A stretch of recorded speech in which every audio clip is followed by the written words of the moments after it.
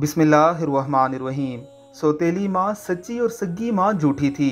8 साला बच्चे की माँ इंतकाल कर गई। वालिद ने दूसरी शादी कर ली। एक दिन बाप ने बेटे से पूछा, बेटा नई वाली माँ ठीक थी या पुरानी वाली? बेटे ने मासूमियत से जवाब दिया, पुरानी वाली माँ झूठी थी, नई वाली सच्ची है। बाप ने पूछा, वो कैसे? बेटा बोला, जब भी मैं कोई शरारत करता तो माँ कहती, बेटा आज मैं तुझे खाना नहीं दूंगी। जब भी खाने का टाइम होता सबसे पहले मेरे हाथों को धुलाती और अपने ही हाथों से मुझे खाना खिलाती। नई वाली माँ ने एक बार कहा था, अगर शरारत की तो खाना नहीं मिलेगा। आज मैंने शरारत की है, सुबह से भूखा और प्यासा रखा है। अल्लाह पाक सबकी माओं को सदा सलामत रखें।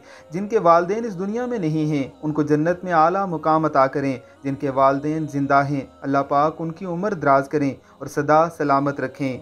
आमीन अल्लाहुम्मा आमीन।